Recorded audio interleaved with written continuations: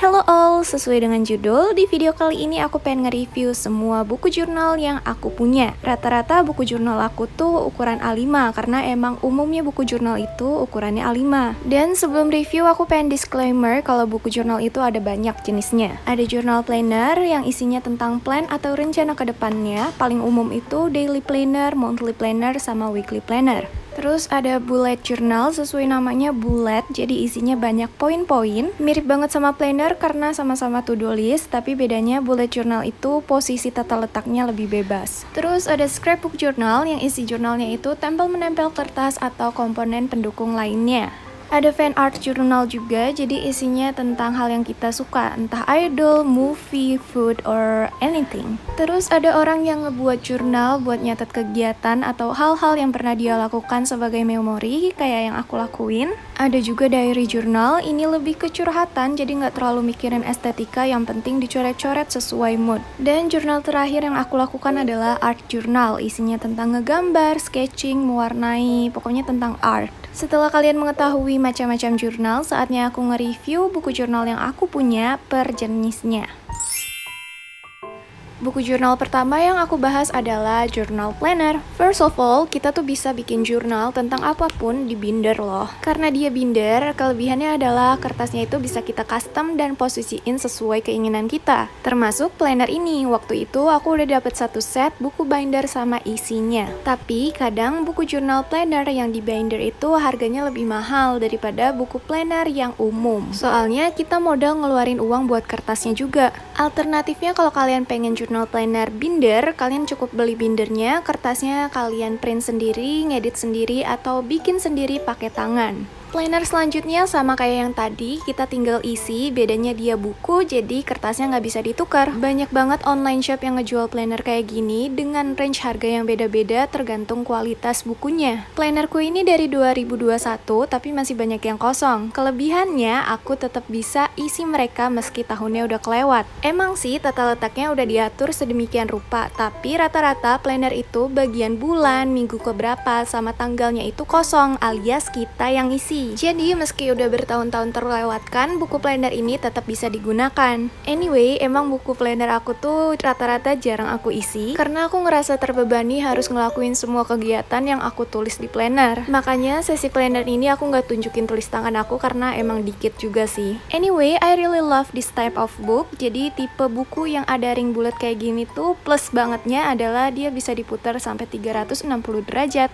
Lanjut, untuk planner book terakhir aku ada yang ukuran A6, dia udah full isi kayak planner yang tadi-tadi, bedanya dia lebih kecil, lebih murah, lebih gampang dibawa kemana-mana. Semua planner rata-rata sama, ada monthly plannernya kayak gini, abis itu ada daily plannernya. Minus buku ukuran A6 tuh ya ukurannya kecil, sejempol aku buat isi monthly planner per harinya itu gak cukup banget sih buatku. Tapi buat kalian yang emang butuh buku plan buat nginget-nginget kegiatan yang akan kalian lakukan, buku kayak gini cocok sih, ukurannya kecil, murah, tapi ya kalian tulisannya harus kecil-kecil. Oh iya, biasanya buku planner yang tinggal kita isi alias udah diatur tata letaknya, di bagian belakangnya itu ada blank space kayak gini buat nulis-nulis. Oke, kita pindah sesi ke buku bullet journal. Di sini aku ada dua buku yang tipe dan mereknya tuh sama persis. Mereka ada karet penutupnya gitu, tapi yang biru aku pindahin ke buku yang warna putih. Jadi buku biru ini adalah buku jurnal yang aku fokusin pertama kali, dan aku gunain dia buat bikin bujo tahun 2018.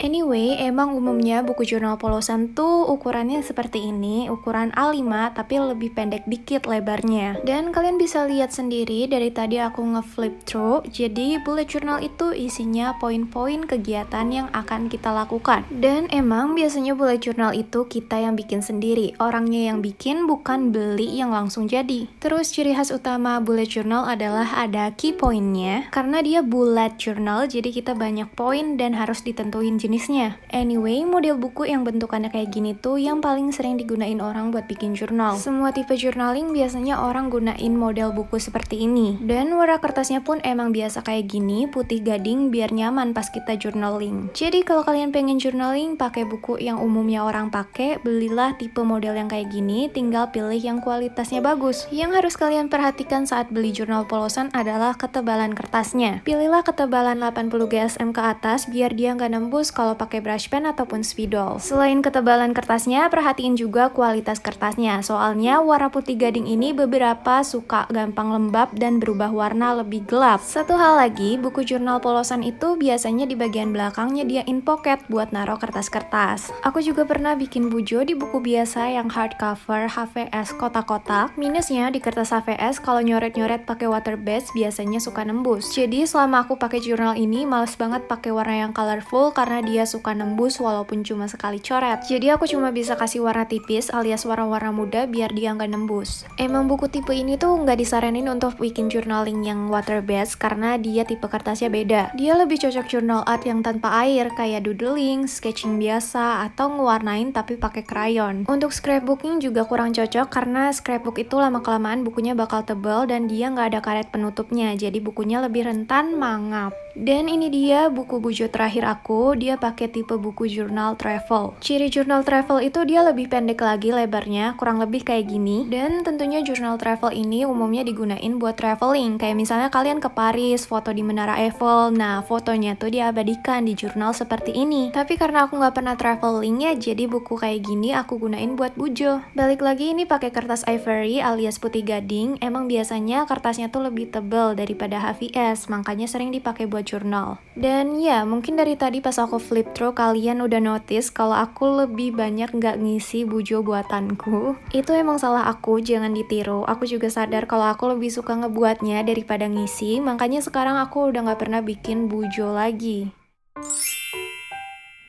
Oke, tipe jurnal selanjutnya adalah scrapbook journal. Scrapbooking ini tipe jurnal yang paling sering dilakuin orang karena dia paling gampang. Buku jurnal pertama dia hardcover, ada karet penutupnya, dan kertasnya warna hitam. Plus minus banget sih kalau kalian beli buku yang kertasnya tuh warna hitam. Plusnya dia beda dari yang lain, jadi hasilnya lebih menarik, tapi minusnya ya dia nyusahin. Karena kertasnya gelap, jadi komponen lainnya warna cerah biar matching. Dan buat matchingin kertas warna hitam itu gampang-gampang susah. Kalau misalnya kamu orangnya kreatif, mungkin buat bikin spread di kertas gelap ini nggak makan waktu lama. Kalau aku pribadi, bikin kayak ginian tuh lumayan makan waktu karena aku harus milih komponen yang cocok buat dia. Jadi menurut aku, kalau kalian kurang kreatif dan pengen ngelepasin penat lewat journaling, jangan pakai kertas warna hitam deh. Selanjutnya aku ada buku jurnal, emang khusus buat jurnal, tapi dia kertasnya HVS jadi gampang nembus. Tapi aku nggak masalah karena ini scrapbook, jadi cuma nempel-nempel kertas doang, nggak perlu pewarna. Yang disayangkan dia nggak ada pocket belakang, jadi kertas-kertas untuk scrapbooknya itu ditaruh di tempat yang terpisah. Sebenarnya ini jurnal rahasia karena isinya tentang project planning aku ke depannya. Tapi ini aku nunjukin satu halaman buat ngasih contoh kalau scrapbook tuh kayak gini. Sesimpel nempelin kertas, stiker, washi tape, dan semua orang bisa bikin scrapbook. Jadi jangan takut jelek ya kalau pengen bikin scrapbook. Soalnya emang scrapbook tuh tipe jurnal yang abstrak. Selanjutnya aku ada scrapbook lain yang pakai hardcover, mirip kayak bujo yang warna putih, bedanya bagian kertasnya. Aku lebih nggak suka tipe kertas ini dibanding kertas HVS. Dia kemungkinan besar pakai book paper alias kertas novel. Kalian tahu kan kalau novel udah beberapa tahun itu warnanya bakal berubah jadi kuning. Dan sebenarnya ini emang wajar dengan tipe kertas seperti itu. Jadi kalian harus hati-hati kalau milih jenis kertas journaling. Kecuali emang kalian gak keberatan kalau hasil karya kalian bakal berubah warna. Anyway, di sini aku juga pengen nunjukin kalau scrapbook itu bisa minimalis style, jadi cukup nempelin beberapa komponen kayak gini, ini udah disebut spread journal. Next ada jenis fan journal. Yang bisa aku jadiin contoh adalah K-pop journal punyaku. Ini aku pakai buku biasa, orang-orang biasanya gunain ini buat bikin catatan. Dia ada karet penutupnya, covernya mica transparan, jadi aku bisa ngehias di halaman pertamanya sebagai cover. Jadi sebenarnya journaling itu bisa di buku apapun. Yang perlu diperhatikan adalah tipe dan ketebalan kertasnya. Kalau yang ini ketebalan kertasnya bagus, jadi aku gunain buat journal. Dan kurang lebih isi fan journal tuh kayak gini. Kita ngomongin hal-hal yang kita suka. Aku suka K-pop, jadi ngomonginnya idol K-pop. Kalau kalian suka Marvel, suka serial novel buminya Terelie, silakan ditulis di buku jurnal tipe ini. Selain itu aku punya 2 K-pop jurnal lainnya yang isinya itu scrapbook alias cuma tempel-tempel kertas doang. Aku pengen ngerekomendasiin kalian binder kayak gini sih buat scrapbooking. Dia ada karetnya, bisa naruh foto yang kalian inginkan di depan. Terus covernya masih polos kayak gini, kalian bisa hias pakai stiker. Bagian love-nya juga bisa pasang foto dari belakang loh. Aku ngerekomendasiin dia sebagai scrapbook journal karena scrapbook itu kan tumpukan banyak kertas. Oleh karena itu, scrapbook journal ini pasti lebih tebal dari jurnal biasa. Dan karena pakai binder, bukunya itu nggak bakal mangap karena ketebalan binder kan besar. Selain itu, seperti yang udah aku mention di awal, binder itu kita bisa atur posisi kertasnya sesuka kita. Dan yang terakhir, aku juga punya K-pop journal di buku jurnal yang umumnya orang gunain. Karena ini tipe scrapbook, bisa kalian lihat sendiri, belum sepertiga halaman habis, dia udah gemuk. Untuk flip through-nya kayak gini, ada beberapa spread yang emang fangirl journal, jadi aku nulisin hal yang aku suka, tapi sisanya cuma scrapbooking nempelin kertas. Oh iya, by the way, ini merek buku jurnal yang sama kayak bujo aku.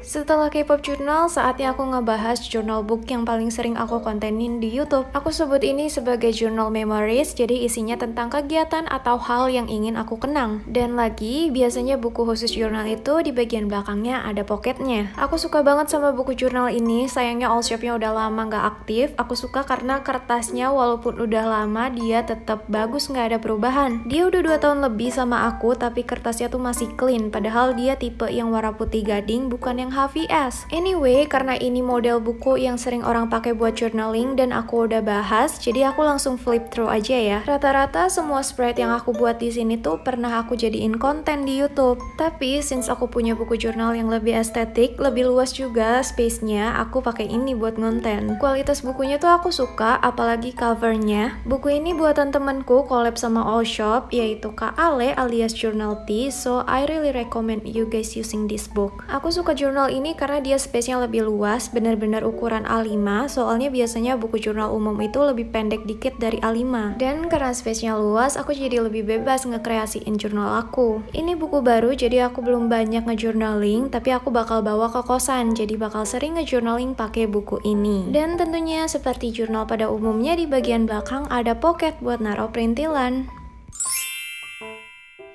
Buku jurnal ini lebih private, jadi aku nggak bakal flip through, cuma nunjukin 1 halaman tiap bukunya buat ngasih contoh ini loh cara ngisinya. Langsung aja ke diary journal yang pertama. Di buku hitam ini, halaman pertamanya ada warning buat diri sendiri untuk tidak memedulikan estetika semata. Di sini aku lebih bebas nulis, apapun aku tulis, acak-acakan juga nggak apa-apa, dan aku cuma nunjukin stop di halaman ini, kurang lebih halaman selanjutnya bakal begini juga, acak-acakan dan nulisnya cuma pakai pulpen. Anyway, seperti biasa, ini buku jurnal yang umumnya orang gunain. Dia merek Joico, ada karet penutup, di bagian belakangnya ada pocketnya, dan dia motif kertasnya ruled. Dan fun fact, biasanya orang-orang lebih suka ngejournaling di tipe kertas yang titik-titik alias dotted, bukan yang garis-garis kayak gini. Next, ke jurnal curhat selanjutnya, ini hardcover, dan covernya tuh aku custom, milih sendiri, ngambil dari Pinterest sih. Aku suka banget sama covernya, karena ini warna kesukaan aku, ada pink dan birunya, terus ada kucing lagi ngelamun ngeliatin langit yang cantik. Terus sebelum kertas kan ada pembatasnya gitu, nah ini aku juga bisa custom, dan aku milih TXT karena dulu aku bucin banget sama mereka. Dan ini dia 2 spread halaman pertamanya. Karena covernya estetik, nggak kayak dia yang warna hitam doang, jadi aku lebih semangat curhatnya. Aku pakai beberapa warna biar dia lebih colorful. Anyway, kalau kalian notice, ini buku jurnal yang pakai HVS. Dari tadi aku komplain tentang HVS, tapi di jurnal ini aku suka sama HVS-nya. Karena ketebalan kertasnya itu 100 GSM, dia tebal, jadi kalau pakai brush pen nggak nembus. So, kalau kalian pengen buku jurnal yang warna putih bersih kayak gini, silahkan pilih HVS, tapi ketebalannya 100 GSM-an ya, biar nggak nembus.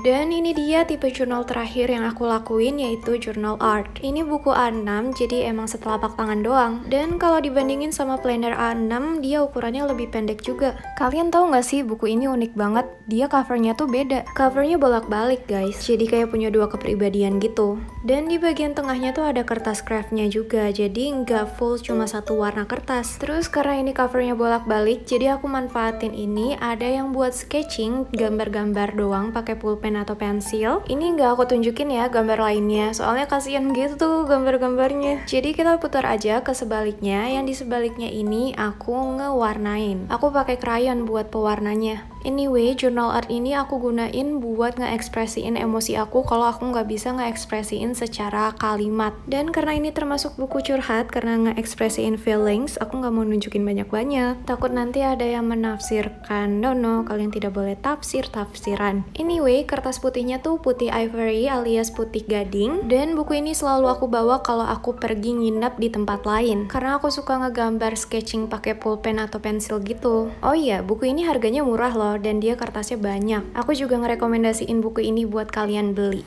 Dan ya, dengan berakhirnya jurnal terakhir yang aku tunjukin, berarti videonya akan segera berakhir. Aku udah selesai berhasil nge-review 18 jurnal yang aku tunjukin. Semoga lewat video ini kalian yang belum terlalu paham jurnal bisa lebih paham. Dan buat kalian yang udah terbiasa journaling, udah paham, terus tahu kalau misalnya aku ada salah informasi, tolong benerin di kolom komentar ya. So, ini dia koleksi jurnalku. Ngoleksi sih ya, nggak pernah aku isi full sampai halaman terakhir.